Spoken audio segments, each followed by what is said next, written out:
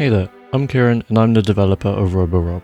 In today's video we're going to go over the entire history of the game and its development and my plans for the future of the game.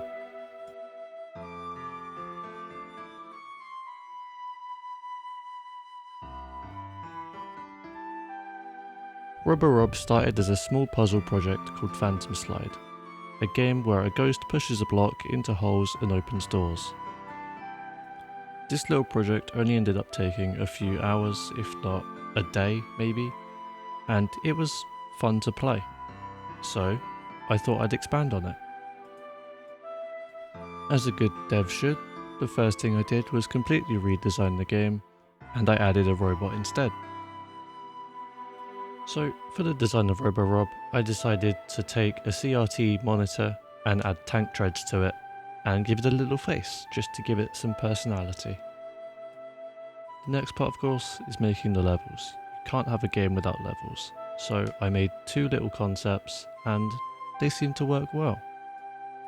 It was not long after this where I had to present my game to the class, and I did have originally a boss fight planned, but that had to get scrapped, so just imagine a big angry Rob with missiles coming out of its back. Then we moved to phase 2 of the game. Phase 2 was the interesting phase out of the three, as we got a lot done and we actually released the game in this phase. We started off the phase strong and we decided to redesign the entire level system and the way that levels are made. This time we opted for a modular system where everything is grid based, which made making levels a lot easier and it was more time in engine than in Blender. Now one thing you'll notice when looking at these levels is how empty they are, so our next task was populating the levels to make it seem a bit more alive and less empty and thrown together. Once the levels were populated and we had some kind of gameplay in mind, it was time to make the main menu, the first thing people see. Now granted, the main menu is not the most nicest thing to look at, but it did its job quite well, and this isn't the final version of the main menu as well. Now after this we had levels, we had a character, we had a main menu. The next logical thing of course is to completely scrap the model of the main character and remake it. So remake I did, and here it is. I mean, it turned out pretty good. It seems a little more streamlined and it just works, and clearly nothing can go wrong now that we have a full character, right?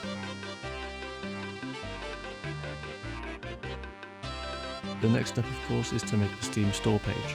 You can't publish a game without having a Steam store page. Having a store page is one of the most important things you could do for your game, as it is the first thing people see and it's where all of your reviews and the description of your game is, so getting this right was very important. At this point in time we were missing one thing, the trailer. It would not let me upload the game until we had a trailer. So I decided to spend a couple hours to sit down, play the game and record to make a trailer. I went into DaVinci and edited it, and this is the outcome.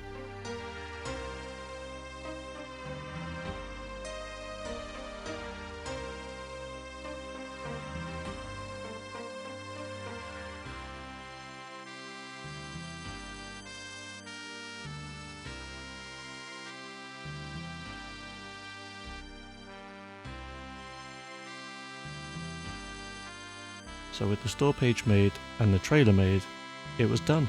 The game was out and ready for the public to test.